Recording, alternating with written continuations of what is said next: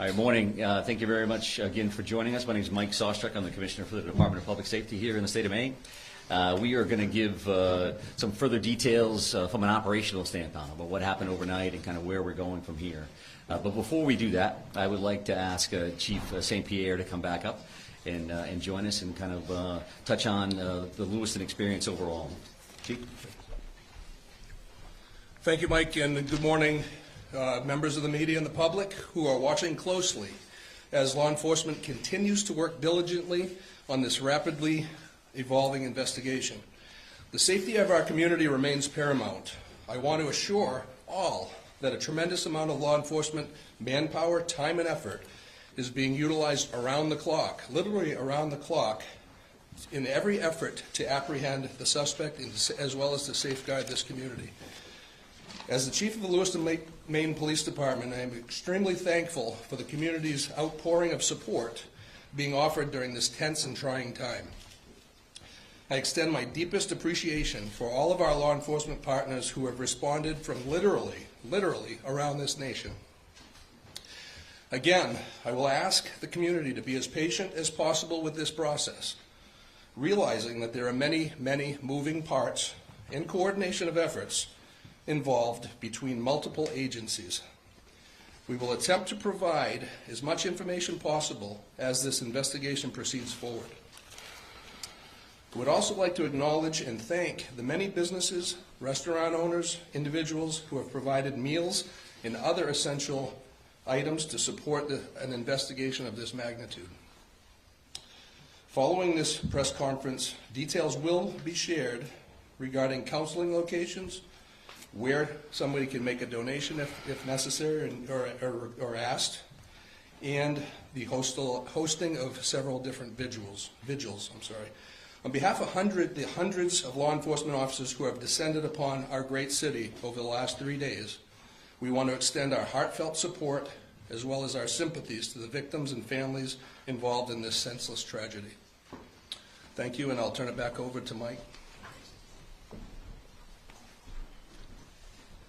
Thank you, Chief. I appreciate that. So I guess for starters, I want to make sure that we always take a moment to acknowledge the victims, their families, and how this is negatively impacting the state of Maine, the city of Lewiston, and really our entire country. Well, we know when these things occur around our country, we are all so incredibly focused on what happened, and then we try to get to the why. And there are certainly times when we can't quite figure out the why, because every one of these situations is so tragic, so outside of the norm, that it makes it difficult for community members of all types in all locations, East Coast, West Coast, it doesn't matter, to fathom how these kind of things can occur in the greatest country in the world. So we're going to continue to work towards that. And as a piece of this, I wanted to come in and really speak to the partnership that we are committed to have with you. And as we start to really flow into an operational period, we have more of a pattern to see what we're doing day in and day out. I'm going to commit to you to have a morning briefing every day at 10 o'clock right here in this location. As you can imagine, some of those briefings may be longer than others, but I want you to know that you're going to see us in the morning. And we're going to go over what happened overnight, and we're going to kind of talk about what the plan of the day is. And I'll speak to that plan of the day here in just a second. I would also say that we will certainly be considering afternoon briefings as well. If something new came up or something that we believe would be helpful for you to know and the communities to know, then we'll get back to you. Either way, you will receive a communication from our PIO, Shannon Moss, either saying we're going to have a briefing or we're not, so that you kind of have some idea what your day and your afternoon is going to look like as well. So I would also say that these daily briefings, as you can imagine, will be more operational in nature, that our families, our communities, our loved ones are always going to be in the forefront of our mind and certainly in our hearts. But we do want to talk to you about this is what we're going to do, this is what we did, because I know that's incredibly important to you. And then you're going to share that appropriately with your viewers, with your readers, and that's going to help everybody start that healing process as well. I know that information is power, You also know that there's going to be times that I won't be able to give you all the information that you need, or certainly that you want. And that won't be done because we're just not going to tell them. That's going to be done because from an operational standpoint or a tactical standpoint, there are safety concerns that I have for our first responders and that we all have for our community members. So please keep that in mind. I will go back to like a Q&A kind of a period. We want to allow that opportunity, and we're going to try to do the best we can. But if in my mind the math starts leading to, well, I'm going to get asked 10 questions and I can't answer 9 of them, then maybe that's counterproductive to a certain extent. So we're going to try to front load as much information as we can, again, with these particular sessions. So that is kind of the plan moving forward. And to speak to today's briefing in particular, I would tell you that the overnight hours, and we are on 24/7, and we will be until the suspect in this case, again, is brought to justice. So overnight, our officers, our investigators, and that's investigating, when I say our, I'm talking about local, county, state, federal, all of our partners, been continuing to work 530 plus tips and leads that have come in from the general public, from a number of communities, a number of different relationships. And as you can imagine, those vary greatly, depending on that individual's knowledge of what happened and what they want us to do about that. So we're continuing to check those things off the list as we go. We're also continuing to do searches at the 2 primary venues here, the one being Schmenge's Bar and Grill, and the second being the Spare Time Bowling Alley. I will tell you that it's going to be easy to think, well, how come, what's taking them so long to work these scenes, right? And because everything we watch gets solved in an hour, and it's all taken care of. But in order for us to do our jobs, to be professional about what we do, be respectful of the victims and the families that we're working with, in the process within which we work, we have to take our time. We're going to be processing every square inch of these facilities. Not only do you have the victims in question, but every one of those rounds that got fired need to be investigated. Every one of those cartridges that lays on the ground needs to be collected. The vehicles that are in those parking lots, everything that we do around this, we need to be careful, we need to be professional, and that's what we're committed to do. So I would expect that we're still days away from completing those particular investigations, those particular crime scenes. So you'll continue to see us at those locations without question. And because of that, there are also affidavits, and affidavits are essentially the first step in a search warrant or an arrest warrant or whatever that looks like. So we're continuing to draft affidavits ultimately for search warrants around any kind of digital media that we're hoping to attain or investigate. That could be phones, that could be computers, that could be video from any location. So our officers, our investigators continue to work on that material. And so that's a lot of that stuff overnight, as well as using that 3 o'clock, that 4 o'clock in the morning, using that time frame to kind of plan out what the next day is going to look like. So we've trying to get some people rotated through for operational periods. We're going to get them some rest. Now let's plan what the next day is going to look like. We have a morning briefing, which kind of kicks off and says, this is what's going to happen. We need a team to go do this. We need a team to go do that. This is who our team leads are. This is the process. And then we let those folks loose to go do the good work. And we're going to try to share some of that information with you. So as we discuss that, and we have some maps and some additional information up here with us right now. I will talk about a couple of these locations here to the best of my ability. Obviously, there's a lot of us here, and this isn't ideal as far as these maps go. But if you look at this boat launch overview as an example, this dot here is that Lisbon boat launch area that we've discussed. That's where the suspect's vehicle was located ultimately, that white Subaru station wagon. And I will also say that we'll have these 3 primary maps, but this QR code here, and whether you can get it from your seats or come up after the fact, will give the digital version of those so you have those readily available. You certainly understand how all of that works. So we talk about that boat launch area, and that particular location is 501 Lisbon Street. Pejebscott Landing. Pejebscott Landing is at this location. I believe we have some some of our friends from the media that are out in that area now. And what will happen in this general location today is that we will be putting divers in the water along that Androscoggin River, which you see here. And that's going to look like a couple of different things. So the very first thing that you're going to see out there is you're going to see some air resources that will fly over this particular area. And they're looking to see what can we clear from the air. Do I have to put divers in that particular area, or can I tell from the top, based on the current and how muddy the water is and all those other things, can I see to the very bottom here? So that's going to start this entire process. Then there's going to be some screening and some divers that are actually in the water that may start on this side by the boat launch and will continue on this side. I would envision at some point that we'll be moving over to these particular locations here for ground searches as well. So that's gonna look like a bunch of different things. So they could be dragging a diver behind them, literally, while that diver is checking for evidence, checking for potential bodies. And I would also say that while this is going to look like a major focus today with a lot of people, we have a lot of other irons in the fire. So I'm not here saying that the suspect, we know the suspect is in the water and this is what we're doing. What I'm telling you is you're going to see a lot of activity here, and I'm going to tell you that in advance. We've got nothing to hide in that regard at all. So then you're going to have some sonar as well that's going to be utilized here. And that can look like a couple of different things. A remote operating vehicle, an ROV, is divers could use that. And that will look like a pod under the water. And that is looking for sonar, so picking up shadows, if you will. What does that look like? Could be a log, could be anything under there. And our divers, that dive team, and that, when I say, again, our divers, that's going to be teams from all over the place. Our Maine Warden Service is heavily involved in this. We work with them all the time. The Maine State Police dive team will be in the water and will be leading this initiative. So that's what we'll see here with a couple of different kinds of sonar.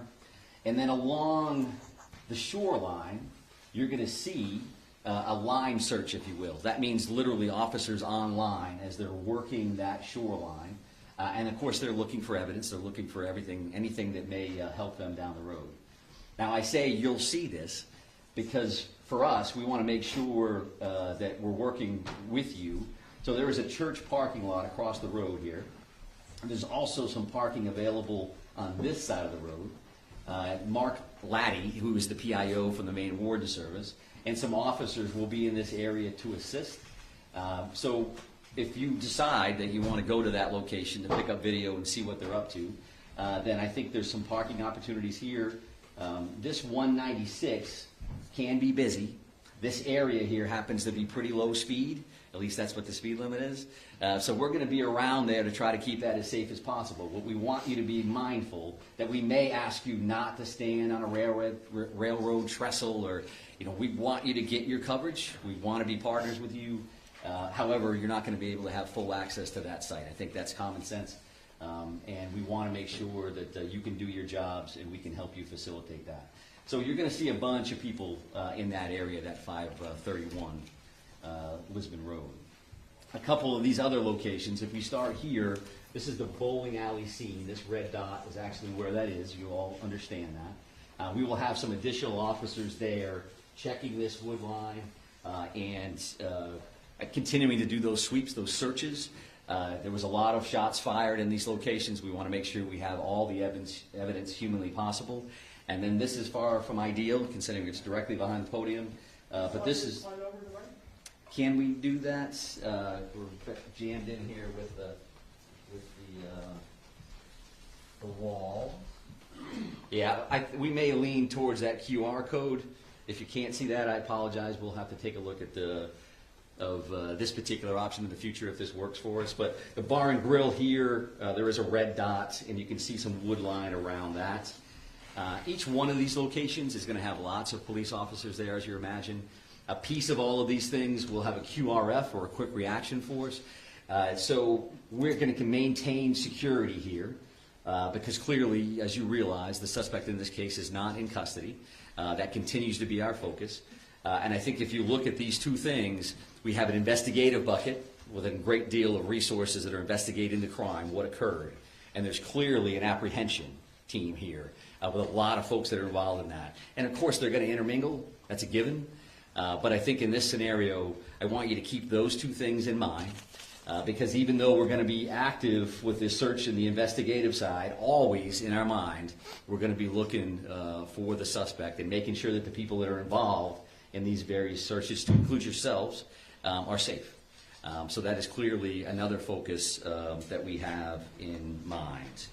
I would also like to talk about, if we talk about procedures, you talk about practices. There was a lot of activity last night from members of the media in Bowdoin. And what I would tell you is that I'm showing you these 3 locations. There's a bunch of others that we're going to be working on. And that's not, so we don't have 50 maps up here. We're just going to be working on other locations. And that's not meant to be secretive. That's just to tell you that we're going to be all over the place. That's not saying that we know that the individual is in this house, or we know the individual is in that house, or they're in that swath of land. This acreage. That's not what we're doing. But we do look at all these situations as if the individual could be in there. And if that's the case, you'll see tactical teams at some point. A lot of folks are just dressed in a more casual manner, or a BDU, a battle dress uniform, just because they're going to be out in the woods and they're going to be out crawling around. So that doesn't mean, just because we're making announcements on over a PA system, that the individual is in there and we have an armed standoff and there are police swarming. There's just a lot of resources that it takes to work these scenes, right? I mean, I think that part of it, again, is common sense. And we want to be as forthright as we can around that as well. We won't be able to say every time we're hitting a location, hey, we're going to be at this spot, and because it's just not practical, and it's not safe for a lot of folks. So if you hear announcements in PA systems, as an example, a piece of that is us just giving notification that, yes, in fact, we are the police. We are going to be knocking on this door. We would like you to come out if you're in there. Some of that is case law oriented. Some of that is best practice. And some of that's just standard operating procedures from our end. So keep that in mind. If you have a question, you can certainly reach out to Shannon Moss. Many of you have. And if we can answer it, we will. It may not be immediate, but we're going to do the best we can to do that. And I think we'll be better at that, again, as we kind of get into this flow. Now we know what we're working with. It's starting to settle in as much as a tragedy like this can. And again, we want to be good partners with you across the board. So let me just take a look to make sure I've covered everything that I wanted to cover. I would also say that this is a big deal here.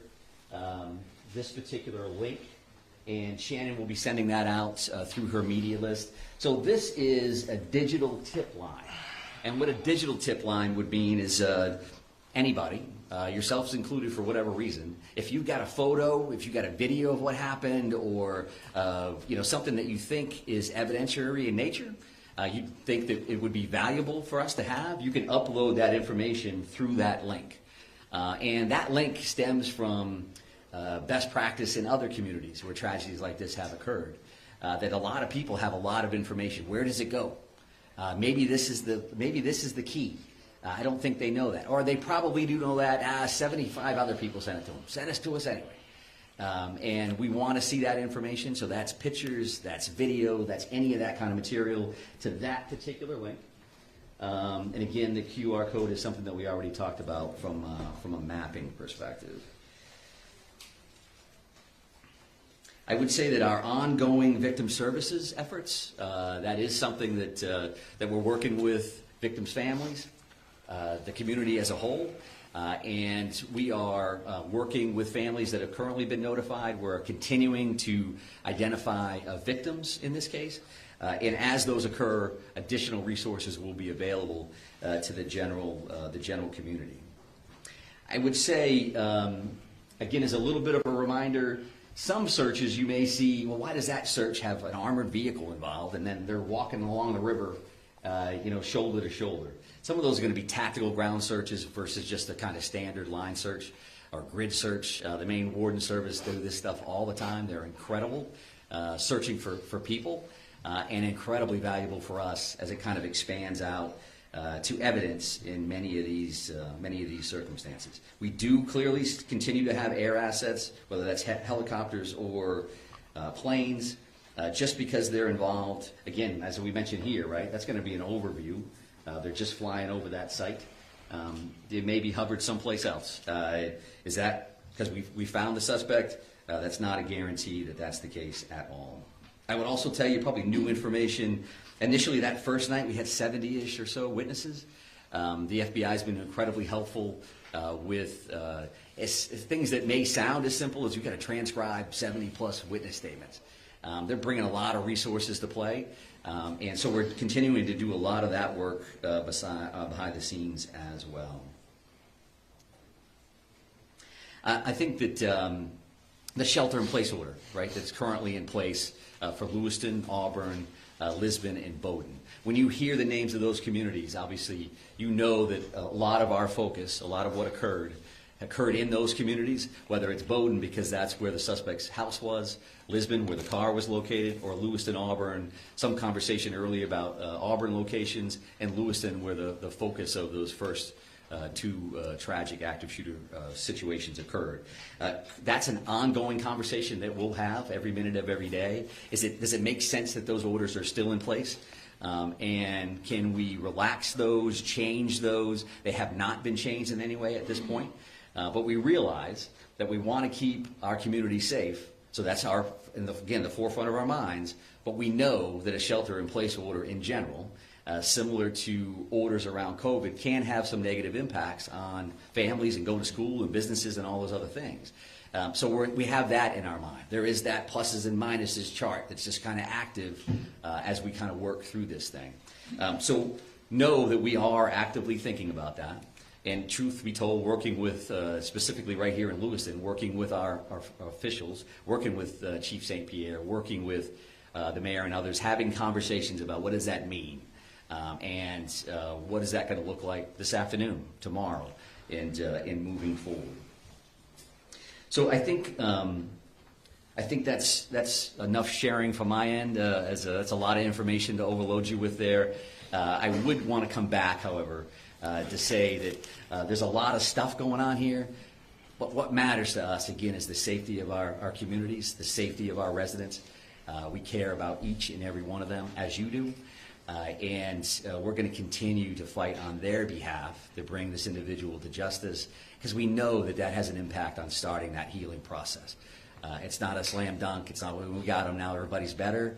This is going to take a while. Right? It's going to take a while for communities to work through. It's going to take forever for families to work through. You lose somebody that you love. That's a big, big deal. So I don't want to get lost in the minutia of this is what we're doing and this is a map and it's a QR code. It always comes back to this other stuff for us. So again, we're going to try the Q&A deal and see where we go. Go ahead, right here. There were reports that you all found a note at his home. Do you know the contents of the note, and can you share that? Yeah, so we've heard the same thing, and there was a note at one of these residences. I'm not prepared to really talk about what that included. And I think that's probably, again, a common sense answer, because that does involve, is there a mindset here? Is there a motive? What did that entail? So we'll definitely continue to work on that, and when we can release it, we certainly will. Sir. Right here, sir. Commissioner, so in reference specifically to what's behind you and what's going on at the river, is there any information that you have that's leading you in the direction that he may have killed himself and his body is in there, or is it just one of the possibilities? Well, I think one of the possibilities is key, right? Because clearly we don't have him located at this point. We don't have him in custody. So all of those options are on the table. We certainly don't want to wait too long, because the river is a big piece of this. The car was located there. Evidence is located in the vehicle or right there along the shores of the Androscoggin River. So that's stuff that we want to make sure that we're checking, and we're using the resources that we have available. We're using the expertise that we have available with the dive team and all our partners to make sure we're checking that. At the same time, right, we're checking all these other things. We're working through the crime lab on this other information. So all of those things are occurring at the same time. I would also state, and I want to make sure that I say this because they've been very, very helpful. The Brookfield Power Company owns 2 dams, operates 2 dams in this area, and they've been very cooperative. You know, they live it every day. So as an example, one of the things that we're doing, the river currently runs at like 8,500 cubic square feet per second, and when they tighten the dam tools down, they actually lower that down to like 5,500 cubic feet, right? Does that mean anything to you? What it means to us is that that current, if we can slow that current down, we can lower the amount of water in the river. It's certainly easier for us to work. It's easier for our divers to see in clearer water than muddier water. If it's a foot lower than it was before, it's easier for us to work.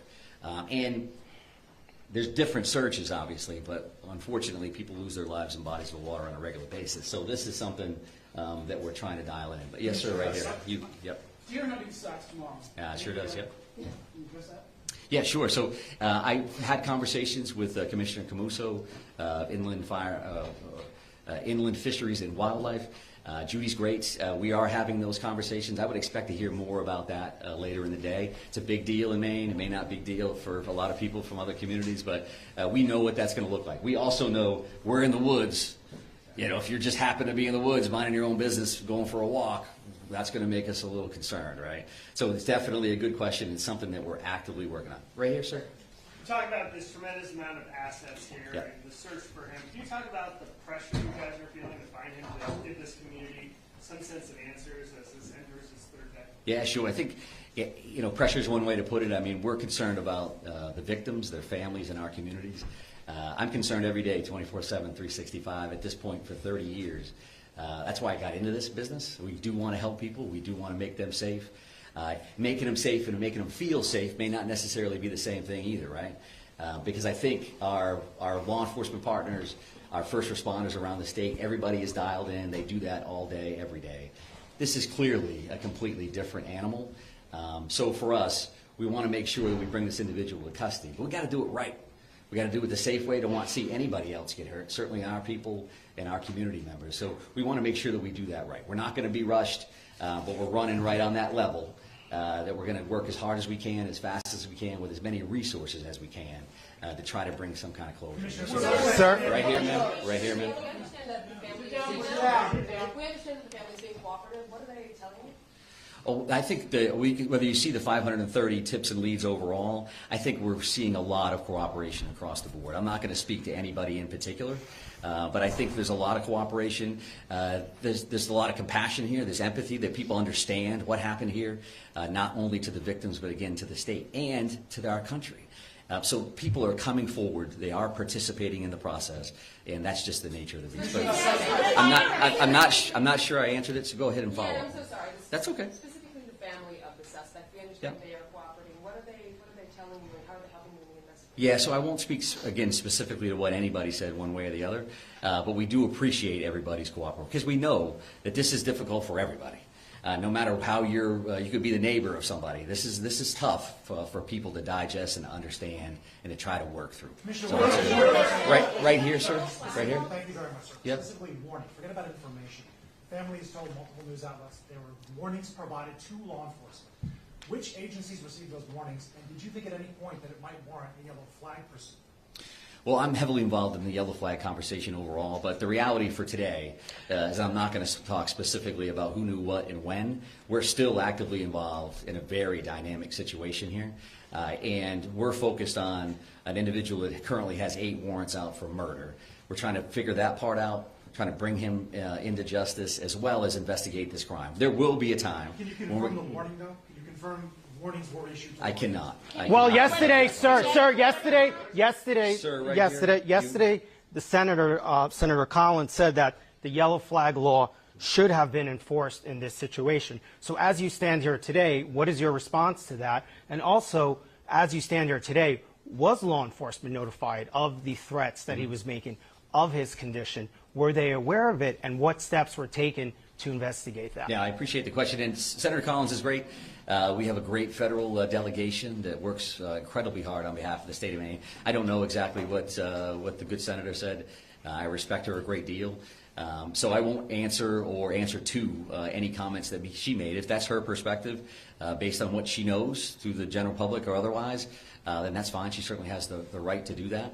But based on what I've seen, we're going to continue to work through that. We asked good questions. It may have even been you, sir, around the firearm Yes. itself. And there's going to be an opportunity. The ATF is here. The ATF is working with us. They have been there since the first second. There's going to be an opportunity to answer all those questions and figure out, so was that a violation or not? It's also an opportunity from an educational standpoint to talk about what that really means, what that really looks like, and what the options, in fact, are. Right. I mean, the thing is that folks want to know, were there any I'm gonna go over miss... here, though, sir, so I appreciate the follow-up and the initial question. You, Talk about timeline yesterday. 911 call. Do you know the time, precise time that the police arrived on the scene? arrived, no. So it was 6:56 for the initial call, and then 7:08 for the second call. Multiple calls for each location, and so that's what I had. I don't know exactly when they arrived, other than to say these calls in any scenario are a priority, to say the least. So everybody's going, and they're going as fast as humanly possible. So that's the. I'm not done answering the first question. So was that enough, sir? Does that Just- make sense we- on that? I will take a look at the arrival time so that we have that information and we may be able to provide. If we can get a further timeline, And that would be say very this, helpful. Okay? The way It would this be is going to helpful. work, just so we're all clear, the way this is going to work is if we have a Q&A and you ask me questions and I attempt to answer them, as soon as we start yelling over each other, I'm done. Just so we're That's clear. fine. And we don't want to do that. We're trying to be as cooperative as we can across the board. But we'll be back another time, and we're just trying to figure that out. Yes, sir, right here. Thank you. We're coming up on 48 hours. Are you concerned the trail is growing cold? I think that every minute that this goes on, we're more and more concerned, because what's the next thing that's going to happen? And we understand that. And that's why we're working 24/7 to bring this individual to justice and to try to bring some closure and overall safety to our communities. So yes, we feel that just as much as the community member does or anyone else. This is a privilege. This is an honor we have to do something about these tragedies when they occur. In many instances, I've been in those scenarios. This happens out of state. And you're sitting on your couch wishing you could do something to help. Well, we're in a position to do something to help, and we will. There's no question in my mind that we will bring this individual into custody one way or the other. I'm going to take one more question from you, sir, and then we're going to be done. Confirm that you've identified 16 out of the 18 bodies, and if so, can you confirm the demographics, please? Yeah, and I think that that may be a question, the specifics may be a question for a future briefing. We have identified and notified the families of 8 of the 18 fatalities that were involved in this incident. We mentioned those 8 murder warrants, and the reason why we have 18 victims, we only have 8 of those warrants. That's because 8 of those people have been identified, and 8 of those people, the families, have been notified, which is certainly key for us to make sure we get that right. But further demographics around that. The colonel gave gender yesterday, and we'll take a look at ages and some other information. I'd like to be able to honor the group of victims by talking about them in a specific session that I would view coming shortly. 8 of the 18 have been identified and notified, not 16, and I don't know where that came from. So thank you very much. I do appreciate it. We will see you again along the way. Thank you. Thank you. Hold still, everyone. Come on, Kevin.